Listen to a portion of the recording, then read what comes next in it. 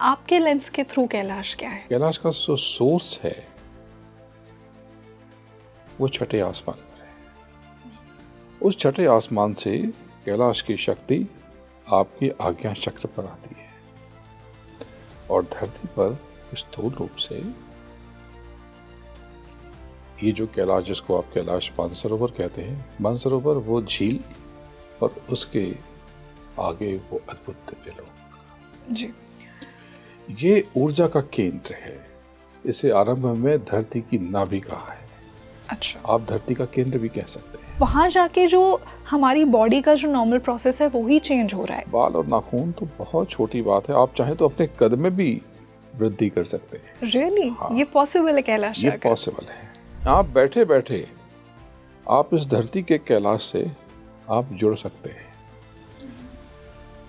कैलाश मानसरोवर पर अगर जुंग सह के नाद को अंतर में जाकर श्रवण किया जाए तो ये धरती की जो वेल्थ है ना, ये सोना चांदी हीरे मोती, ये तो आप जैसे चाहें वैसे अपनी शर्तों पर घुमा सकते हैं। हमारे अंदर के किन नेगेटिव पैटर्न्स को हम लेट गो करें कि हम उस कॉस्मिक ऊर्जा की, जो कि कैलाश है, उसके फ्रीक्वेंसी में आ सके और वहां जा सकें? उस रूहानी एहसास को जो अद्वितीय है, जो अप्रतिम है, जो विलक्षण है, उसको महसूस करने के लिए तैयार रहें, क्योंकि वो घटना किसी क्षण घटित होगी, लेकिन आप सांस ही नहीं ले पा रहे हैं, आप बेचैन हैं, आप बीमार हैं, तो आप उस अकल्पनीय दृश्य के साक्षी नहीं बन सकेंगे। हिंदू धर्म में एक चुटिया रखने का जो महत्व है, परंपरा रही है। अगर कैलाश जाने से पहले आप उसे विकसित कर लें तो एंटीना की तरह काम करती है। कैलाश के निकट आप अनेक जन्मों को जान सकते हैं। आप आगे और पीछे की घटनाओं को भी देख सकते हैं, उसके साक्षी बन सकते हैं।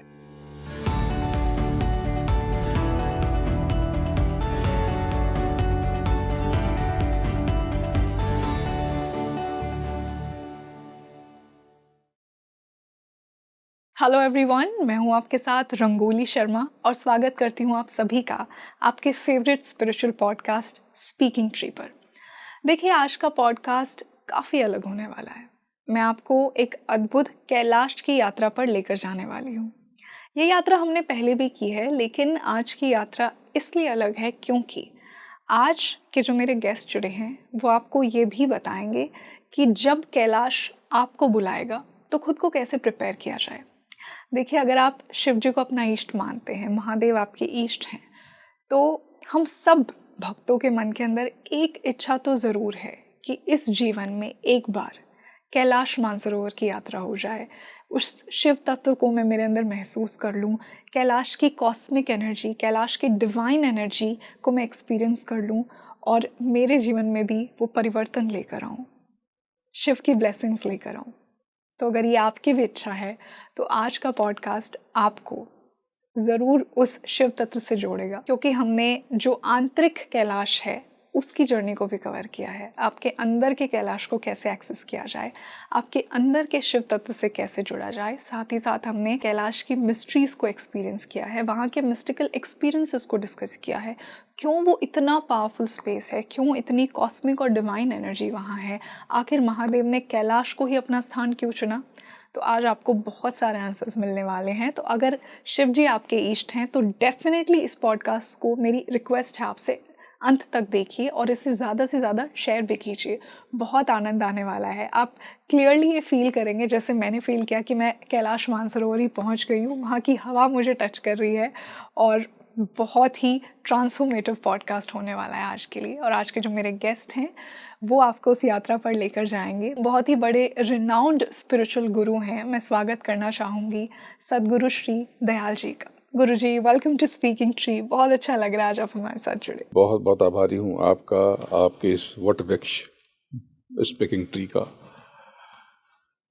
जय गुरुदेव, जय जय गुरुदेव। मैं आप सबको और आपके दर्शकों को हृदय से प्रणाम करता हूँ। बिल्कुल गुरु जी, आवर प्लेजर, और आई एम श्योर कि जो भी हमारा ऑफ द कैमरा डिस्कशन हुआ उसके बेसिस पे मैं बहुत स्ट्रांगली ये कह सकती हूँ कि मेरी ऑडियंस को कुछ बहुत ही इंसाइटफुल आज मिलने वाला है। आज हमने एक उतना ही रिलेटेबल, एक उतना ही इम्पॉर्टेंट टॉपिक उठाया है जो मेरे दर्शकों को बहुत ज़्यादा पसंद है, बहुत ज़्यादा फैसिनेट करता है और करना भी चाहिए। कैलाश, महादेव का स्थान। देखिए, हम कैलाश में ना बहुत सारे पॉडकास्ट कर चुके हैं ऑलरेडी, और सबका एक डिफरेंट ओपिनियन है, सबकी एक डिफरेंट समझ है कैलाश को लेकर। और मैं ये मानती हूँ कि कुछ तो बहुत खास होगा कैलाश में कि महादेव ने उसे अपना स्थान चुना। तो इससे पहले कि हम कैलाश की मिस्ट्री को जानें, उसकी मिस्टिकल स्टोरीज को जानें, आपके लेंस के थ्रू कैलाश क्या है? कैलाश, मानसरोवर, ये दो केंद्र हैं और ये वास्तविक हैं। लेकिन कैलाश सिर्फ उतना ही नहीं है जितना आपने समझा है। कैलाश पर्वत तो है, लेकिन उस महापर्वत का भेद क्या है, रहस्य क्या है, इसको लोगों ने अभी ठीक से नहीं जाना। कैलाश, इसके 3 केंद्र हैं। धरती पर, ये धरती की नाभि है, नेवल, जो भारत से कुछ दूरी पर विराजमान है जी। लेकिन दूसरा कैलाश हमारी देह का आज्ञा चक्र है। ओके। और तीसरा कैलाश इस स्थूल जगत पंच भौतिक संसार से ऊपर का स्थान है, वो झंझरी द्वीप का गलियारा मैदान, जहां पर बैकुंठ धाम है। बैकुंठ एक सच्चाई है, काल्पनिक बातें नहीं है। बैकुंठ के 6ठे भुवन पर कैलाश विराजमान है। 6ठा भुवन, 6ठा आसमान शिव का स्थान है जी। वहीं पर कैलाश है। मानसरोवर यानी मोक्ष और मुक्ति का सरोवर, जैसे अमी सरोवर, अमृत सरोवर, या जिस भी नाम से आप पुकार लें, ये सरोवर दरअसल यहाँ पर अमृत है। आध्यात्मिक मान्यताएं बताती हैं कि जब आप कारण जगत से ऊपर चलते हैं, यानी शब्द, स्पर्श, रूप, रसगंध, ब्रह्म और माया के संसार से ऊपर उठते हैं और पार ब्रह्म परमेश्वर का दर्शन करते हैं दशम द्वार पर। उसके पश्चात हंस सुरत, या सुरत यानी आत्मा। कभी कभी मैं शायद आपको सुरत शब्द का प्रयोग करूं, इसलिए कि आध्यात्म में आत्मा को सुरत कहते हैं। पिछले कुछ एपिसोड्स में मैंने आपको बताया था कि सुरत में सुर है। ये यही सुर है जो सूर्य में है। प्राकृत में सुर का या सूर्य को सूरैया कहते हैं। सूरैया। और मुझे याद है आपने ये भी कहा था कि जिसमें सुर नहीं है वो असुर है। हाँ, यानी जिसमें आत्म प्रकाश नहीं है वो असुर है। जी बिल्कुल। इस धरती पे जो लोग परेशान दिखाई दे रहे हैं, ये सब असुर हैं, यानी ये स्वयं के प्रकाश से वंचित हैं। आप में स्वयं बहुत बड़ी ताकत है, उस पर हम फिर से बात करेंगे, बाद में बात करेंगे। पहले हम कैलाश के इस भेद को हल करें। तो ये मूल कैलाश है जो बैकुंठ के 6ठे आसमान पर है। जी। बैकुंठ को विष्णु का धाम कहते हैं। वो 5वां आसमान है। ओके। और बैकुंठ का जो 4था आसमान है, वहां पर ब्रह्मा का अद्भुत लोक है।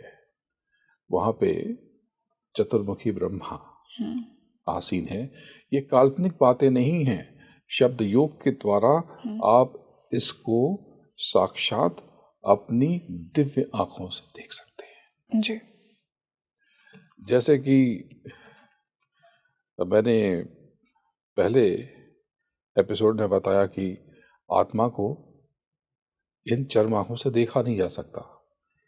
तो किसी ने टिप्पणी की कि तत्ववेत्ता गुरु, पूर्ण गुरु आत्मा को देखते हैं, नहीं, आत्मा का बोध करते हैं, आत्मा को जानते पहचानते हैं, आत्मा को महसूस करते हैं, आत्मा को वो देख सकते हैं, पर चर्म आंखों से नहीं, दिव्य आंखों से देख सकते हैं। तो इसी प्रकार से ये वैकुंठ का रहस्य, कभी इस पर हम और बात करेंगे जी। तो पहले आज कैलाश पे बात करते हैं। यही कैलाश है जो छठे आसमान पर है। ये कैलाश अद्भुत है, विलक्षण है। ये कैलाश का उच्च शिखर है।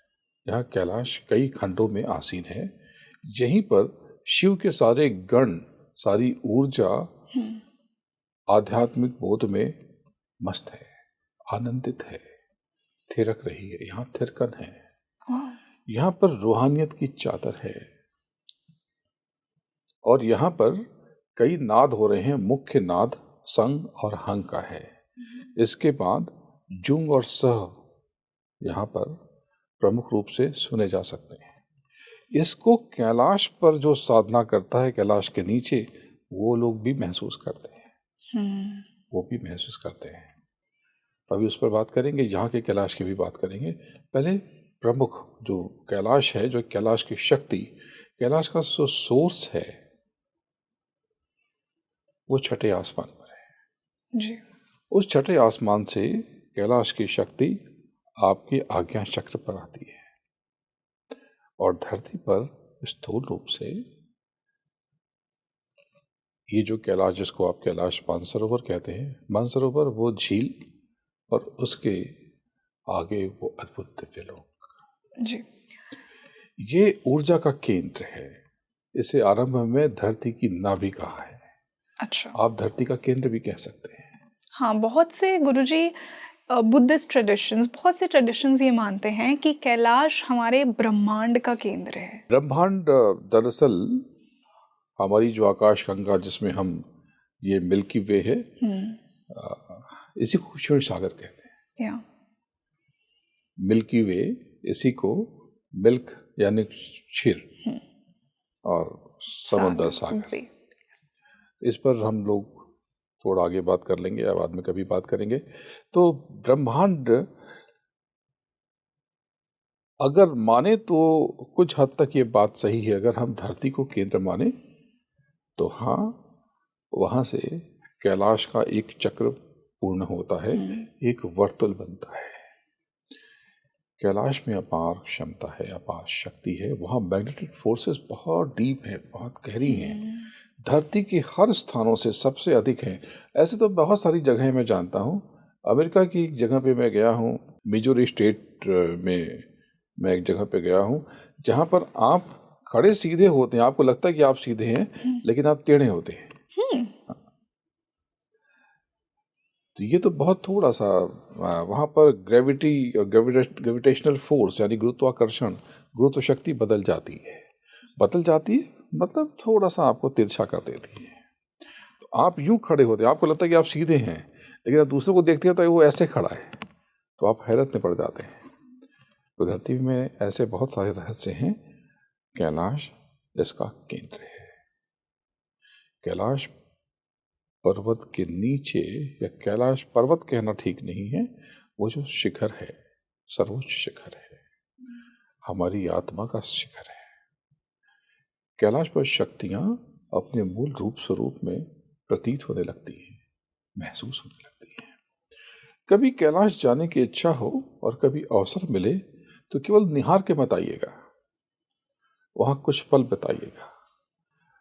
वहां पर ऑक्सीजन कम हो जाती है जी, जिसकी वजह से ऑक्सीजन कम होने से शरीर में बहुत सारे परिवर्तन होने शुरू हो जाते हैं। बिल्कुल गुरुजी, जैसा आपने परिवर्तन की बात की, बहुत से लोगों का ये मानना है, ये कहना है कि उन्होंने थोड़े से अब नॉर्मल चीज़ें कैलाश मानसरोवर के पास एक्सपीरियंस की हैं, जो इतना करीब वहाँ जा पाए हैं। फॉर एग्जांपल, बहुत से लोगों ने ये बताया है कि नेल्स की ग्रोथ बहुत जल्दी हो रही है, बाल बहुत जल्दी बढ़ रहे हैं।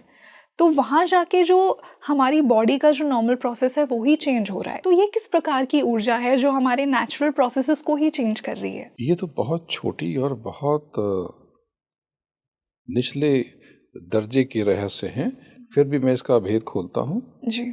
यहाँ पर आपकी आत्मिक शक्ति बढ़ जाती है। नाखून और बाल तो बहुत छोटी बात है, आपकी आत्मिक शक्ति में बहुत इजाफा होने लगता है। आपकी कामनाएं, अगर आपने कामना की, अगर कोई इच्छा है, तो आप उसे इस जीवन काल में यहाँ बैठ कर के शायद 20 साल में करें, वहाँ पर आप कुछ थोड़े से समय में पूर्ण कर सकते हैं। आपका आज्ञा चक्र वहाँ पर सक्रिय होने लगता है, एक्टिवेट होने लगता है। लेकिन उसके लिए बहुत सारी तैयारियां चाहिए जी। उसके लिए आपको उपवास करना पड़ेगा। उपवास यानी स्वयं से साक्षात्कार, उपवास, अपने साथ रहना, भौतिक छल प्रपंचों से दूर। आपको स्नान करना पड़ेगा, ये जल का स्नान नहीं, अंदर से स्निग्ध होना पड़ेगा, मन का स्नान। आप बाहर उपवास करें, आप बाहर कुछ न खाएं, लेकिन अपने मन के अंदर आप व्यर्थ के विचारों को रखे रहें, तो उपवास तो नहीं हुआ। वैज्ञानिक धारणाएं कहती हैं, विज्ञान इससे अलग तरीके से देखता है। विज्ञान कहता है कि कैलाश पर इसलिए नाखून और बाल जल्दी बढ़ने लगते हैं कैलाश के नीचे, क्योंकि वहां पर ऑक्सीजन सबसे कम होती है। ऊंचाई होने से आपके शरीर में असामान्य परिवर्तन होते हैं और जिससे बाल और नाखून बढ़ने लगते हैं। वो अपनी जगह सही होंगे, लेकिन भारतीय दर्शन और हमारा आध्यात्म कुछ और कहता है। आध्यात्म कहता है कि आपकी आत्मिक शक्ति, आपकी चेतना यानी चैतन्यता जागृत होने लगती है। आप स्वयं के सबसे करीब होने लगते हैं। जब आपकी अपनी ताकत बढ़ जाती है और आप खुद के पास पहुंच जाते हैं, निकट पहुंच जाते हैं, तो ये तो बाल और नाखून तो बहुत छोटी बात है। आप चाहें तो अपने कद में भी वृद्धि कर सकते हैं। Really? हाँ, ये पॉसिबल है कैलाश? ये पॉसिबल है। उसके लिए एक विशेष प्रकार का आहार विहार और विचार, तो कुछ भी संभव है। आप अगर प्राणायाम करते हैं और सांसों पे नियंत्रण रखते हैं और आप कैलाश के पास जाकर के वहाँ पर साधना करके अगर आप इन विधाओं का इस्तेमाल करते हैं, आप प्राण के आयामों को आप इस्तेमाल करते हैं, आप उन पर नियंत्रण कर लेते हैं अपने प्राण पर, तो आप अपनी आयु सामान्य से कई गुना अधिक कर लेते हैं। मेरे गुरु महाराज कहते थे, इसलिए कहें कि अभी वो लुप्त हैं। जी, जैसा पिछली बार हमने बात की थी कि परम पूज्य बाबा जय गुरुदेव जी महाराज वो थे, वो हैं और वो रहेंगे। तो हमारे गुरु महाराज ने बताया कि ये तो बहुत छोटी बात है, मैं चाहूँ तो आसानी से 400 साल रह जाऊं। कैलाश का योगी, उसके लिए ये 100 साल के जीवन को 200, 500, 1000 बरस करना बहुत सहज है। ऐसा हमने सुना भी है, हमारे व्यूअर्स ने भी सुना होगा, जो मानसरोवर के आसपास जो योगी योगा करते हैं, वो अपनी एज बहुत उन्होंने आगे बढ़ा ली। मानसरोवर पे आप कभी वहाँ पर साधना करें, आप चरम आंखों से वहाँ पर दिव्य प्रकाश महसूस करेंगे। दिव्य दृष्टि तो छोड़ दीजिए, दिव्य दृष्टि तो जब आपकी जागृत होगी तब होगी, लेकिन आप वहाँ पर चरम आंखों से कई बार हवाओं में, तारों के प्रकाश में, तारों के झुंड के बीच एक अजीब सी हरकत, एक अनोखी जुम्बिश महसूस करते हैं। बहुत सारे रहस्य हैं वहाँ पर। आत्मबोध बड़ा सहज है, बड़ा सरल है, लेकिन इसके लिए कुछ तकनीक है। शरीर के चक्रों पर नियंत्रण, अलग अलग चक्रों की साधना आपको अलग अलग स्तर की ऊंचाइयों पर पहुंचा सकती है। कैलाश के निकट आप अनेक जन्मों को जान सकते हैं। आप आगे और पीछे की घटनाओं को भी देख सकते हैं या उसके साक्षी बन सकते हैं। मतलब हम वहाँ पर हमारे पूर्व जन्मों को भी देख सकते हैं और हमारे आने वाले जन्मों को भी देख सकते हैं। बिल्कुल, इसके लिए क्रियाएं, प्रक्रियाएं हैं। इसके लिए योगियों की एक विशेष व्यवस्था है, लेकिन ये बहुत आसान है। भूत भविष्य जानना ये बहुत सहज है। ये तो अगर आप कैलाश पे ये स्थिति बहुत जल्दी घटित हो सकती है, होती है, लेकिन आप सामान्य रूप से शब्द योग की साधना से, शब्द योग के अभ्यास से आप आसानी से आगे का और पीछे का देख सकते हैं। कैलाश के निकट जिसको ब्रह्मनाद कहते हैं, उसको आसानी से महसूस किया जा सकता है। जो अंतर में कैलाश है वो महाकैलाश है, वो ही मुख्य कैलाश है। उससे जो नाद और उससे जो किरणें प्रस्फुटित होकर आपके अंतर के कैलाश पे आती हैं, यानी आज्ञा चक्र पर आती हैं, और वहीं से ये कैलाश की शक्तियां नीचे कनेक्ट होती हैं। यानी आप बैठे बैठे आप इस धरती के कैलाश से आप जुड़ सकते हैं। कैलाश मानसरोवर पर अगर जुंग सह के नाद को अंतर में जाकर श्रवण किया जाए तो ये धरती की जो वेल्थ है ना, ये सोना चांदी हीरे मोती, ये तो आप जैसे चाहें वैसे अपनी शर्तों पर घुमा सकते हैं। ये काल्पनिक बातें नहीं हैं, ये व्यर्थ की बातें नहीं हैं। मैं शब्द योग ये मार्ग में हूँ, लेकिन मैं पढ़ा लिखा इंसान हूँ, पढ़ा लिखा व्यक्ति हूँ, और कॉर्पोरेट की लंबी यात्रा करके स्वेच्छा से अपने गुरु के आदेश पर इस स्थिति में हूँ। मुझे किसी ने बाध्य नहीं किया, ये मेरा कारोबार है। अगर मैं कोई चीज़ पहनता हूँ, अगर मैंने ये कुछ पहना भी है, ये मेरा अपना है, किसी का दिया हुआ नहीं है। बहुत से लोग ये समझते हैं कि आध्यात्मिक लोग बहुत आनंद ले रहे हैं, बाकियों के बारे में मैं नहीं जानता, लेकिन मैं अपनी बात कहता हूँ कि मेरी यात्रा बड़ी पारदर्शी है, और जो कुछ है वो सब इस देह से अर्जित किया हुआ है, और देह के अलावा कुछ है तो इस देह, ये देह जिस परिवार में प्रकट हुई, जन्मी, उस परिवार का है। मेरे बाहरी जीवन में किसी भी तरह के दान और चंदे का कोई हस्तक्षेप नहीं है। मेरी अपनी यात्रा में, आध्यात्मिक यात्रा में, इस तरह का कोई भी क्रम उपक्रम शामिल नहीं है। लोग मदद करते हैं अपनी स्वेच्छा से, लेकिन वो किसी कार्यक्रम के लिए, किसी उद्देश्य के लिए, और वो भी बहुत छोटा हिस्सा होता है। उसका बड़ा हिस्सा, उसकी पूर्ति मैं स्वयं करता हूँ। ये अलग विषय है, इसकी भी तकनीक मैं आपको सिखा सकता हूँ, लेकिन पहले कैलाश की बात करें तो जुंग सा, कैलाश के निकट पहुंचकर ये ध्वनि आपके भीतर जैसे ही गुंजित होने लगे और आप इसको थाम लें, भौतिक समृद्धि बहुत छोटी बात है। आप रेत को मसल दें तो वो सोना हो जाए, ऐसा नहीं कि रेत सोना बन जाएगी। तत्व तो है। आज वैज्ञानिकों ने लैब ग्रोन डायमंड बनाए ना, बना लिए ना, बिल्कुल हीरे की प्रॉपर्टीज बिल्कुल वही हैं। कोई हैरानी की बात नहीं है कि कुछ समय के बाद आप लैब ग्रोन गोल्ड के बारे में सुनने लगे। ये भी सच हो जाएगा। लेकिन हमारे यहाँ अभ्यासी साधक, उनके लिए ये सब मामूली बातें हैं। इतने बड़े बड़े संत महंत हैं, क्या हर कोई उनको दान दक्षिणा देता है? अगर आप किसी आध्यात्मिक व्यक्ति से जुड़ी हैं तो आप स्वयं बताइए कि आपने क्या दिया। आपने कोई इतनी बड़ी सेवा दक्षिणा कभी नहीं दी होगी। सामान्य व्यक्ति नहीं देता। कोई दक्षिणा कुछ 10-20 रुपए किसी को अर्पित कर देना, सिर्फ उससे काम नहीं होता। हाँ, बहुत से मंदिरों में काफ़ी चढ़ावे की बात होती है, पर वो थोड़े से हैं। वो श्रद्धा की बात है, और वो समृद्धि इस देश में और इस धरती पर थोड़े से लोगों के पास में है। लेकिन आध्यात्मिक पथ पर भौतिक समृद्धि का कोई अर्थ नहीं है।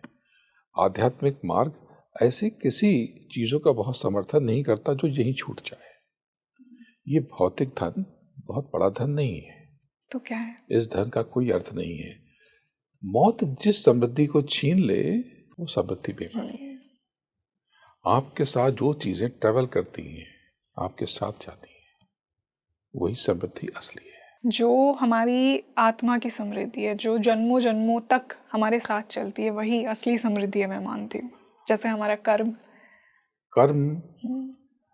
और आत्मबोध, यस, बिल्कुल यही असली समृद्धि है।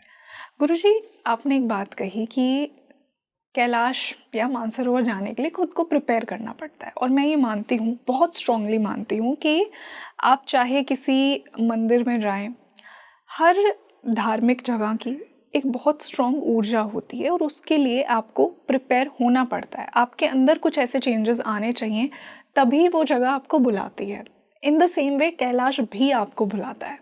मेरे व्यूवर्स में से बहुत से लोग ऐसे होंगे जिनकी इस जन्म में एक इच्छा तो है कि हमें एक बार एटलीस्ट कैलाश मानसरोवर जाना है, वो महादेव को महसूस करना है, उस ऊर्जा को महसूस करना है, परिवर्तित होकर आना है, उस कॉस्मिक डिवाइन एनर्जी को हमारे अंदर महसूस करना है। तो उन लोगों के लिए मेरा ये सवाल है कि वो खुद को किस प्रकार कैलाश मानसरोवर के लिए प्रिपेयर कर सकते हैं कि हाँ, मैं वहाँ जाने लायक हूँ। हमारे अंदर के किन नेगेटिव पैटर्न्स को हम लेट गो करें कि हम उस कॉस्मिक ऊर्जा की, जो कि कैलाश है, उसके फ्रीक्वेंसी में आ सके और वहाँ जा सकें। कैलाश मानसरोवर की यात्रा से पहले तैयारियां 2-3 क्रमों में होती हैं जी। पहला क्रम तो शारीरिक है। आप दैहिक रूप से स्वस्थ रहें, ताकतवर रहें, विकार से रहित रहें, निरोगी रहें। उसके लिए सामान्य तरीका यह है कि आप अभ्यास करें। उसके लिए लोग बताते हैं कि आप वॉक करें, थोड़ा वर्कआउट करें। वो मेरा हिस्सा नहीं है। इसके ऊपर तैयारी, वो भी मेरा हिस्सा नहीं है, लेकिन उसको भी जानना ज़रूरी है कि आप प्राणायाम नियमित रूप से करें। नियमित रूप से प्राणायाम करें जिससे आप कम ऑक्सीजन में सरवाइव कर सकें और कम ऑक्सीजन में आप आनंदित रह सकें और उस रूहानी एहसास को, जो अद्वितीय है, जो अप्रतिम है, जो विलक्षण है, उसको महसूस करने के लिए तैयार रहें। क्योंकि वो घटना किसी क्षण घटित होगी, लेकिन आप सांस ही नहीं ले पा रहे हैं, आप बेचैन हैं, आप बीमार हैं, तो आप उस अकल्पनीय दृश्य के साक्षी नहीं बन सकेंगे। तो मैं ज़रूर अवश्य ये कहता हूँ कि आप निरोगी रहें। उसके पहले थोड़ा उपवास का अभ्यास करें और प्राणायाम निश्चित रूप से करें। अब इसका तीसरा हिस्सा है आत्मिक, रूहानी, आध्यात्मिक। आत्मिक तौर पे क्या किया जाए जिससे हम कैलाश के लिए प्रिपेयर हों? कैलाश से हम क्या चाहते हैं? कैलाश पारस पत्थर है, वो चमत्कारों का केंद्र है, केंद्र बिंदु है। कैलाश स्वयं में खजाना है, दौलत है, गुहर है। तो हम कैलाश से क्या चाहते हैं? अगर मैं कैलाश पे जाऊं तो मैं कैलाश पे आपको शब्द योग के अभ्यास पर बल दूंगा और आज्ञा चक्र पर स्थिर रहने की प्रैक्टिस कराऊंगा। तो कैलाश पर जाने से पहले आप कहीं किसी केंद्र में या किसी वॉल पर, दीवार पर आप एक बिंदु बना लें। अगर आपका मार्ग आत्मबोध का है, निर्वाण का है, मोक्ष का है, उस सत्य, उस पूर्ण ब्रह्म के, जिसे अकाल पुरुष कहते हैं, उससे साक्षात्कार का है, उसी अकाल पुरुष को, उसी सत्य को, पूर्ण ब्रह्म को ही सद्गुरु कहते हैं। जैसे उस पार ब्रह्म परमेश्वर को राम कहते हैं, और यहाँ पर जिनके भी नाम राम रखे जाते हैं, उस परमेश्वर के नाम भी रखे जाते हैं। तो उसको महसूस करने के लिए आप एक श्वेत बिंदु बनाएं और पहले खुली आंख से एकटक देखने की कोशिश करें। जी। एकटक, बिना पल के झपकाए, और जब ये पलक झपक जाए तो उसे आप बंद कर दें और बंद आंख में उसी सफेद बिंदु को देखने की कोशिश करें। लेकिन अगर आप अपनी रूहानी शक्ति से जगत के कल्याण में उतरना चाहते हैं, जगत में लोगों के मानस को रूपांतरित और परिवर्तित करना चाहते हैं, आध्यात्मिक बोध के प्रणेता बनना चाहते हैं, सूत्रधार की भूमिका निभाना चाहते हैं, तब आप सबसे सरल है, सबसे आसान है कि एक लाल बिंदु बनाएं, रक्तवर्ण, रेड, या रेड फैमिली का कोई भी कलर, मरून भी हो सकता है, हल्का लाल भी हो सकता है, वही रोली का रंग, कुमकुम का रंग। आप उस बिंदु को एक दीवार पर स्थापित करें और उसको एकटक देखें। जब इसे देख करके जब ये पलक झपक जाएगी और आप आंख बंद आंखों से देखेंगे तो आप धीरे धीरे खुद को ब्रह्म के नजदीक पाएंगे। यस। ब्रह्म यानी शब्द, स्पर्श, रूप, रसगंध के स्वामी। ब्रह्म जब बली होता है, सबल होता है, तब माया निर्बल हो जाती है। जब ब्रह्म निर्बल होता है तो माया सबल हो जाती है। ये उस त्रिकुटी के लोक के चमत्कार हैं, इसके बारे में फिर कभी बात करेंगे। इससे अब कनेक्ट होते हैं कैलाश की तरफ। जब आप नियमित रूप से त्राटक और ध्यान करते हैं तब आप उस दिव्य अनुभव के लिए तैयार हो जाते हैं। अब आइए इसके आगे की बात करते हैं और क्या क्या करने चाहिए। हमें मूलाधार, यहीं पर गणपति का केंद्र है। कैलाश मानसरोवर, यहाँ पर शिव का वास कहते हैं। यस। शिव छठे आसमान पर है। इनके पुत्र कौन हैं? गणेश जी। गणेश। तो गणेश इनके पुत्र हैं, वो गणपति के पिता शिव। अब इसको आप कोरिलेट करें। गण यानी इंद्रियां, इनका अधिपति यानी अपनी इंद्रियों को नियंत्रण में रखने वाला गणपति हो जाता है। इसीलिए रूट चक्र से गणेश इसीलिए जी रूट कनेक्टेड है। वाओ। ये रूट चक्र बहुत इंपॉर्टेंट चक्र है। Yes. लेकिन सबसे इंपॉर्टेंट चक्र आज्ञा चक्र है। हर चक्र की अपनी इंपॉर्टेंस है, अपना महत्व है। हर चक्र महत्वपूर्ण है। तो कैलाश मानसरोवर पे देर तक बैठने और निहारने के लिए, अभ्यास करने के लिए आपका रूट चक्र ठीक होना चाहिए, जरूरी है। और रूट चक्र यानी कि इंद्रियों का स्थान, यहाँ पर सभी इंद्रियों के नियंता गणेश का वास और निवास है। जब आप इंद्रियों पर नियंत्रण करते हैं तब आप गणपति के पिता से रूबरू होने के लिए तैयार हैं। अब गणपति के पिता आपकी देह में कहाँ वास करते हैं? आपकी देह में वास कहाँ है? आपके शरीर में जो शिव का वास और निवास है वो आज्ञा चक्र पर है। इसलिए आज्ञा चक्र को शिव नेत्र भी कहते हैं। तीसरी आंख यहीं पे दिखती है हमें। यस। तीसरी आंख शिव का प्रतीक है। दिव्य दृष्टि शिव का प्रतीक है। शिव आपकी आत्मिक ऊर्जा है। आपकी आत्मिक शक्ति का नाम शिव है। शिव अंग्रेजी में उसे शिवा कह लेते हैं। आप कुछ भी कहें, शिव कहें, शिवा कहें, दरअसल शिव कहते हैं। इसलिए बहुत से दक्षिण भारत के अभ्यासी और सन्यासी इसे शिवा शिवा शिवा कहते हैं। दरअसल शिव वह संस्कृत वाला जो, हाँ, हम इसे बोलचाल में शिव कहते हैं, दरअसल शिव है। सही उच्चारण शिवा शिवा शिवा शिवा शिवा शिवा शिवा शिवा। इसलिए प्रोनाउंस करने में कई बार ये शिवा लगता है। शिव को आपने पा लिया तो आपने अपनी आत्मिक शक्ति को, रूहानी ताकत को पा लिया और आपने आत्मबोध कर लिया। आपकी देह पर नियंत्रण हुआ, आपका आज्ञा चक्र पर, आपका मूलाधार चक्र पर नियंत्रण हुआ, आपने इंद्रियों को नियंत्रित किया, काबू में किया, फिर आप उससे चढ़ करके आज्ञा चक्र पर आए, आपने शिव को प्राप्त किया।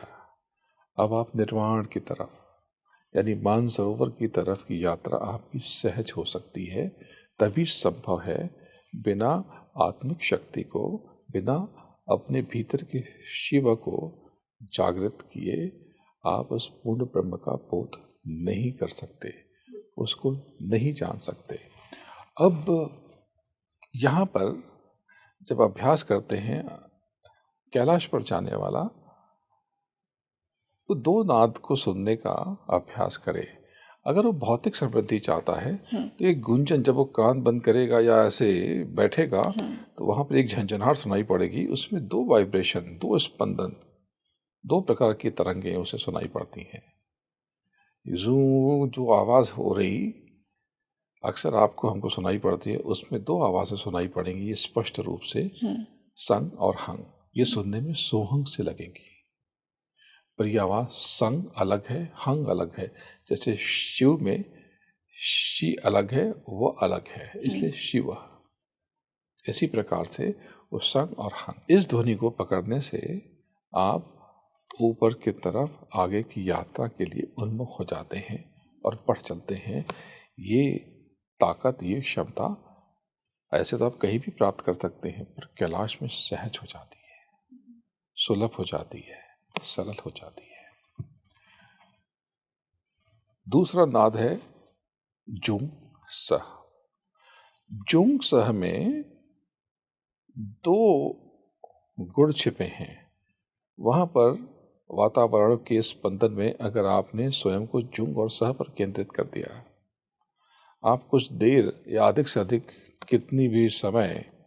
जितना भी समय आप दे सकते हैं, वहां पर इस नाद को पकड़ा, तो भौतिक क्षमता, भौतिक समृद्धि आपके लिए बहुत मामूली बात है, बहुत छोटी कहानी है,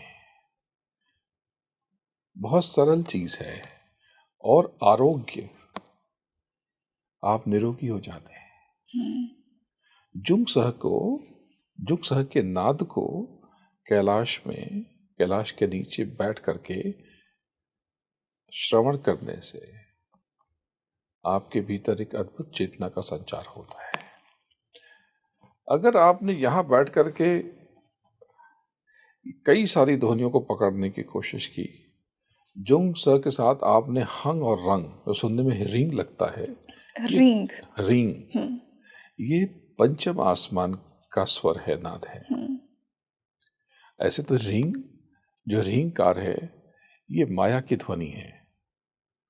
माया जो शब्द स्पर्श रूप रसगंध में ब्रह्म की विपरीत ऊर्जा है, ब्रह्म से बिल्कुल अलग, ब्रह्म से बिल्कुल जुदा, अद्वितीय, अनोखी, वो महामाया है। महामाया ये मनोगत शक्ति है। महामाया, ये माया को प्राप्त करना, ये मनोगत ज्ञान और विज्ञान है। कभी इनके बारे में बात करूंगा कि माया क्या है। जी बिल्कुल। तो अभी कैलाश पर लौट के आते हैं। तो यहाँ पर हंग और रंग, यह आपकी भौतिक समृद्धि में खनक पैदा करता है, चमक पैदा करता है, वो वैभव पैदा करता है। समृद्धि और वैभव दो अलग अलग चीजें हैं। लोग इन्हें बहुत सेम समझते हैं। जैसे आप क्या समझती हैं कि पैसा आ जाना लग्जरी है क्या? नहीं, सिर्फ ऐसे पैसा बहुत से पैसे वाले लोग हैं जिनकी नेटवर्थ तो बहुत है, लेकिन वह साधारण जीवन जीते हैं। अग्रीड। लेकिन ऐसे बहुत से लोग हैं जिनके पास कैश बहुत नहीं है, लेकिन बहुत लग्जरियस लाइफ लीड करते हैं। बड़े बड़े लोगों के कर्मचारी, ऐसे बहुत से धनी मानी हैं जो 25-25 मंजिल के घरों में रहते हैं। ऐसे बहुत से उद्योगपति जिनके 200-400 कर्मचारी उन्हीं के घर में रहते हैं। वो उसी लग्जरी का भोग कर रहे हैं, उसी महंगे मार्बल और महंगी कारपेट पर चल रहे हैं, उसी छत में हैं जहाँ पर उनके स्वामी रहते हैं। जी, है ना? तो धनी नहीं है वो, धन है उनके पास पर्याप्त, उनको सैलरी अच्छी मिलती है, समृद्धि नहीं है। समृद्धि नहीं है, वो वैभव नहीं, वैभव है और वो धन नहीं है उनके पास। और बहुत से लोगों के पास धन है लेकिन वैभव नहीं है। और धन और वैभव दोनों मिल जाए और उसमें चमक, विशेष चमक हो, इसको ये ऐश्वर्य है। ऐश्वर्य इसके ऊपर की धारणा अवधारणा है। तो अगर आप समृद्धि चाहते हैं, आप वैभव चाहते हैं, ऐश्वर्य चाहते हैं, तो इस प्रकार से नादों का श्रवण करना पड़ेगा।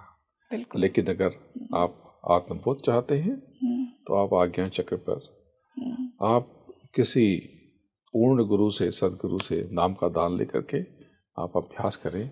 कैलाश आपको अद्वितीय बना देगा, आपको मानव से महामानव के रूप में परिवर्तित कर देगा, बिल्कुल, रूपांतरित कर देगा। और इसी तरह आप खुद को कैलाश के लिए प्रिपेयर कर सकते हैं। और गुरुजी आपने बिल्कुल सही बात कही। मैंने बहुत लोगों से ये सुना है कि जब वो कैलाश मानसरोवर से वापस आए हैं ना, तो वो परिवर्तित होकर आए हैं।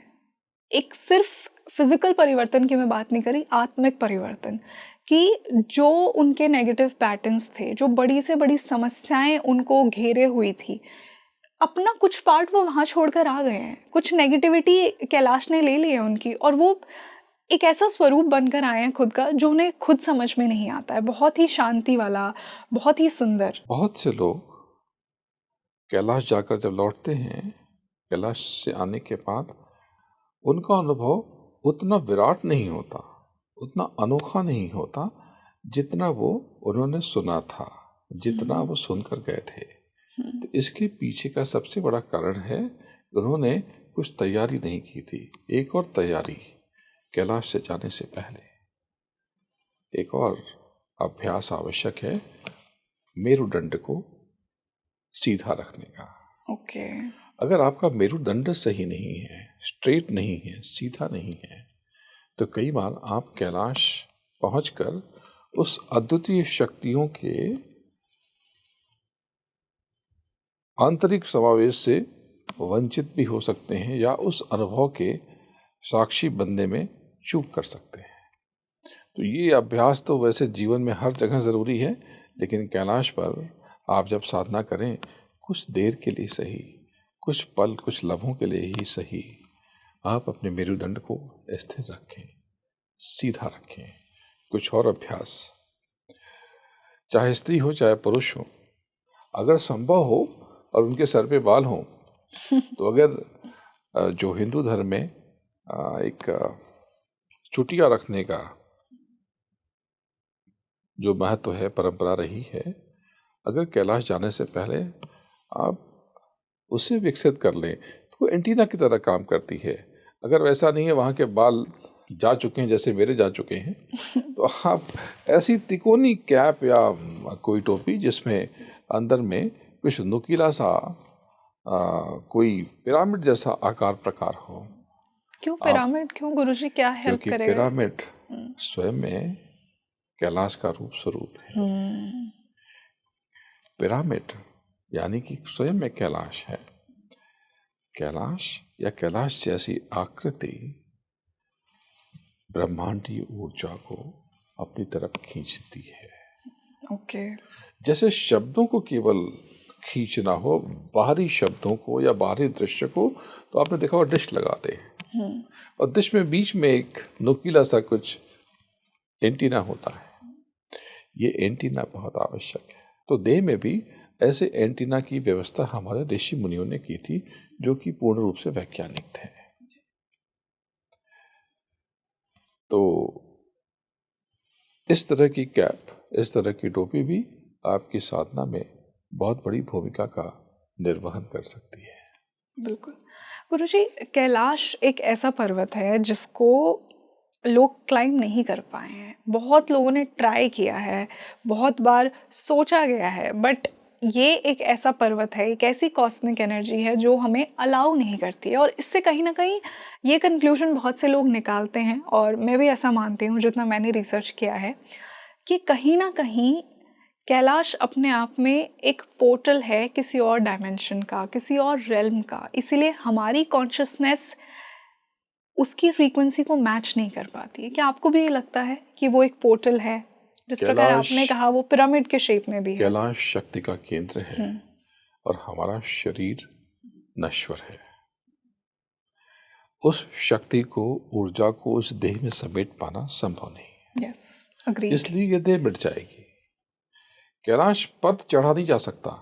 कैलाश का दर्शन करके, कैलाश को दूर से निहार करके उस शक्ति को अपने अंदर समायोजित किया जा सकता है, लेकिन कैलाश पर जाकर उस ऊर्जा के बराबर खड़े होना, उस ऊर्जा के प्रवाह को मैच करना संभव नहीं है। और वो संभव नहीं है तो आपका शरीर नष्ट हो जाएगा। ऊर्जा का प्रवाह वहाँ बहुत अधिक है। यही सबसे बड़ा कारण है कि कैलाश पर चढ़ना संभव नहीं है जी। कैलाश पर जाने के लिए, उसके बहुत निकट प्रविष्ट होने के लिए आंतरिक ऊंचाई बहुत जरूरी है। अगर आप अंतर में इतने श्रेष्ठ हो गए, आपने उस फलक को हासिल कर लिया, तो शायद कभी संभव हो जाए, तब देह की यात्रा इसका कोई अर्थ नहीं है। तब यात्रा रूह की है, आत्मा की है, सोल की है, सुरत की है। हाँ, बिल्कुल। कैलाश की यात्रा बाहरी यात्रा नहीं है, आंतरिक यात्रा है, अंतर की यात्रा है। अंतर्बोध का प्रतीक है कैलाश की यात्रा। पूर्णतः आंतरिक यात्रा है कैलाश का सफर। गुरुजी, ये तो हमने फिजिकल कैलाश की बात की, लेकिन जिस प्रकार आपने कहा कि हम सबके मन के अंदर भी एक कैलाश है, मैं मानती हूँ। जिस प्रकार कैलाश को कोई क्लाइम नहीं कर पाया है, आई थिंक हमारे मन के अंदर का भी एक वो पार्ट है जिसको हमारी कॉन्शियसनेस एक्सेस नहीं कर पाती है। तो हमारे मन के अंदर के कैलाश से कैसे जुड़ा जाए गुरुजी? हमारे मन के अंदर जो शिव बैठा है उससे कैसे जुड़ा जाए? अंतर मन के कैलाश से और अपने शिव से जुड़ने के लिए, इसके लिए भी कुछ तैयारी जरूरी है, आवश्यक है। इसके लिए आपको अपने भीतर की गांठों को खोलना पड़ेगा। रिश्तों के, नातों के निश्चल होना पड़ेगा, छल कपट से रहित, राग द्वेष से परे, काम क्रोध लोभ मोह अहंकार को संतुलित करके। इनसे आप मुक्त तो नहीं हो सकते, निर्मुक्त होना मुश्किल है, लेकिन इन्हें साथ लेना, बैलेंस कर लेना सहज है। इन्हें बैलेंस करना जरूरी है, संतुलित करना जरूरी है। इसलिए व्यर्थ की गांठों को न बनने दें, माफ करने की आदत डालें, निर्मल रहें, इस जगत में निर्लिप्त रहें। जो होता है उसे होने दें, सहज रहें, बच्चों की तरह निश्चल, मददगार बने, अपने कर्मों पर नियंत्रण रखें और हमेशा दोनों आंखों के मध्य एक ढेर सारा प्रकाश महसूस करते रहें। कोटिन सूरज, चांद, सितारे रोम रोम में करे उजारे, उसे प्रणाम करते रहें। उस परम सत्ता को, उस परम चेतना को जो परम है, पूर्ण है, संपूर्ण है, आप आत्मा है, वो आपका जनक है, वो परम आत्मा है। हमेशा उसका दीदार, उसका स्मरण, उसका सुमिरन, उसका ध्यान, उसे अपने रोम रोम में महसूस करने का अभ्यास करें। और ये केवल शब्द योग से भी संभव है। तो शब्द योग ये किसी दूसरा कोई योग है, योग के आसन से अलग है? नहीं, योग के आसन अलग हैं। योग के आसन दरअसल योग की जो 8 हिस्से हैं, अष्टांग योग, उसका तीसरा हिस्सा है। यम यानी संयम, नियम यानी अनुशासन, आसन यानी उठना बैठना पोस्चर, यम नियम आसन प्राणायाम यानी प्राण के आयाम, कैसे सांस लें, कैसे सांस छोड़ें, इसकी भी कला है। फिर इसके बाद प्रत्याहार, कैलाश को महसूस करने के लिए, अंदर शिव के बोध के लिए, आत्मबोध के लिए बहुत बड़ी तैयारी है कि स्वयं को हर जगह से विड्रॉ कर लें, अब आप केवल दोनों आंखों के मध्य स्वयं को केंद्रित करते हैं। आंखों के स्पंदन को, कंपन को रोकें। यह स्थिति आपको अनोखी बना देगी कि आप सृष्टि को सम्मोहित कर लेंगे। सम्मोहन का मतलब वश में करना नहीं है। सम्मोहन का अर्थ है सबको अपनी तरफ आकर्षित कर लेना, सबके लिए दया की कामना करना, सबके लिए कृपा की तलाश करना, सबके लिए प्रभु के मेहर की गुजारिश करना, निवेदन करना, रिक्वेस्ट करना। बिल्कुल गुरुजी, और ये झूठ नहीं होगा अगर मैं कहूँगी कि मुझे सच में ऐसा लग रहा था जो हमने आज डिस्कशन किया कि शायद मैं कैलाश के कहीं करीब पहुँच गई हूँ, वो शिव तत्व को मेरे अंदर महसूस कर रही हूँ। और जिस प्रकार आप बता रहे थे, मैं एक्चुअली वहाँ की ऊर्जा फील कर रही हूँ, वहाँ की हवा मैं फील कर रही हूँ यहाँ बैठ के। कैसा मुझे फील होगा अगर मैं कैलाश मानसरोवर जाती हूँ। तो आई थिंक ये एक फिजिकल मैनिफेस्टेशन था मेरे लिए। मुझे बहुत आनंद आया। चित्त को भी स्थिर करना बहुत ज़रूरी है। चित्त को स्थिर करने के लिए कैलाश को प्रणाम करने की मुद्रा, ये मुद्रा मैंने पहले बताई थी, ये चित्त को स्थिर करने की मुद्रा है। ओके। आप इस प्रकार से बैठ करके आप शिवा को प्रणाम करें, अपने भीतर की आत्मिक शक्ति को, आपका चित्त स्थिर होने लगेगा, आपके भीतर की चंचलता रुकने लगेगी और आप यहाँ पर दोनों आँखों के बीच, इन उंगलियों के बीच आप कैलाश का दर्शन करने लगेंगे। आप करके देखिए, आप कुछ देर के बाद कहेंगे कि मुझे इन दोनों उंगलियों के बीच में या इस मुद्रा में मुझे कैलाश के दर्शन हो रहे हैं। एंड आई एम श्योर कि मेरी तरह ही मेरे व्यूअर्स ने भी कैलाश की यात्रा को महसूस किया हो, वो भी ये पॉडकास्ट देखते देखते कैलाश चले गए हों, और आपका बहुत बड़ा रोल है हमें वहाँ पहुँचाने में। एंड आई एम श्योर कि ये एक प्रेपरेशन है हमारे लिए। तो कैलाश जाने के पहले एक अभ्यास बताता हूँ जी। प्राणायाम में मूल रूप से पहले आप अनुलोम विलोम कर लें। इससे आप मानसिक रूप से तैयार हो जाएंगे। अनुलोम विलोम आपके मस्तिष्क को बल देता है, संबल देता है, ताकत देता है। यानी आप कम ऑक्सीजन में भी काम कर सकते हैं और उस अद्भुत दिव्य क्षणों को आप महसूस कर सकते हैं। अब इसके बाद आप श्वास को रोक लें, गहरी सांस लें, नाभि से सांस लें।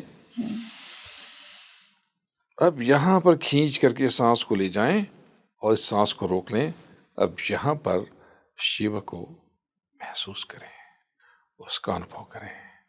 जब आप कैलाश के सम्मुख आप इस अभ्यास को करते हैं, आप अपने रोम रोम में कंपन महसूस करते हैं, हलचल महसूस करते हैं, तरंगों को के प्रवाह को स्पष्ट रूप से महसूस करते हैं, उसका अद्भुत अनुभव करते हैं। आपको एहसास होगा, लगने लगेगा कि परम चेतना आपके समक्ष है, वो सद्गुरु, वो पूर्ण ब्रह्म, और नीचे हमारी आत्मिक शक्ति साक्षात शिवा। बिल्कुल। शिवा शिवा संग हंग संग हंग चुं सा आपके चारों तरफ है। उसका द्वितीय आभा मंडल आपको अपने आगोश में ले लेगा। आपके चारों तरफ उसकी तरंगें प्रवाहित होने लगेंगी, बहने लगेंगी, और आप अपने भीतर एक नए जीवन का सूत्रपात होते हुए देखेंगे। और गुरुजी, मैं आशा करती हूँ कि आज के इस पॉडकास्ट के बाद डेफिनेटली हमारे व्यूअर्स को कैलाश ज़रूर बुलाए, वो खुद को कैलाश के लिए प्रिपेयर करें। So thank you so much for this knowledge and joining us today, और इस कैलाश की यात्रा के लिए। जय गुरुदेव। जय गुरुदेव। जय जय गुरुदेव। आप सबका बहुत आभारी हूँ। जब कभी कैलाश पे जाएं तो ये जय गुरुदेव, जय जय गुरुदेव, ये महामंत्र है। ये विजय को सुनिश्चित कर देता है, आपके भौतिक जीवन को स्थिर कर देता है, आपके भौतिक प्रपंचों को ये झमेलों को नष्ट कर देता है, विनष्ट कर देता है, और आपको आत्मिक उन्नति की तरफ ले पड़ता है। आप अंतर यात्रा की तरफ अग्रसारित होने लगते हैं, फॉरवर्ड होने लगते हैं, बहने लगते हैं। जय गुरुदेव, जय जय गुरुदेव। थैंक यू गुरुजी। प्रणाम। नमस्कार, आभारी हूँ आपका और स्पीकिंग ट्री का। बहुत अच्छा लगा आज आप हमारे साथ जुड़े। मुझे भी अपार आनंद आया। तो आप मुझे बताइए कि क्या आपको भी मेरी तरह कैलाश की यात्रा फील हुई? क्या आपको भी लगा कि आप कैलाश चले गए हैं? देखिए, हमने कैलाश की मिस्ट्रीज़ को तो जाना ही, बट आज का पॉडकास्ट इसलिए अलग था क्योंकि हमने ये जाना कि जब कैलाश आपको बुलाएगा तो आप खुद को कैसे प्रिपेयर करें, किस प्रकार उस शिव तत्व को अपने अंदर फील करें, उस कॉस्मिक ऊर्जा को अपने अंदर फील करें। और जैसा कि गुरुजी ने कहा, ये तो फिज़िकल कैलाश है, एक कैलाश हम सबके मन के अंदर है, हमें उसे भी एक्सेस करना है। तो आई होप हम सब उस लायक हो जाएं कि हम हमारे मन के अंदर के कैलाश, हमारे मन के अंदर के शिव तक पहुंच पाएं। और मेरा स्पीकिंग ट्री के माध्यम से यही इंटेंशन है कि मैं आप तक वो राइट स्पिरिचुअल नॉलेज पहुंचाऊं जिससे हम सब हमारे मन के अंदर के कैलाश और हमारे मन के अंदर के शिव से जुड़ जाएं। तो आप मुझे कमेंट सेक्शन में बताइए कि आपको आज का ये पॉडकास्ट कैसा लगा, आपने कितना रिलेट किया। क्या शिव जी आपके इष्ट हैं, महादेव आपके इष्ट हैं? तो आपको ये पॉडकास्ट बहुत ही पसंद आया होगा। इसे डेफिनेटली जितना हो सके शेयर कीजिए बाकी के शिव भक्तों के साथ, बाकी के कैलाश प्रेमियों के साथ, और उन्हें भी इस अद्भुत कैलाश यात्रा का एक्सपीरियंस करवाइए। हम मिलते हैं जल्द ही एक और बेहतरीन पॉडकास्ट के साथ। मैं हूँ आपके साथ रंगोली शर्मा। नमस्ते।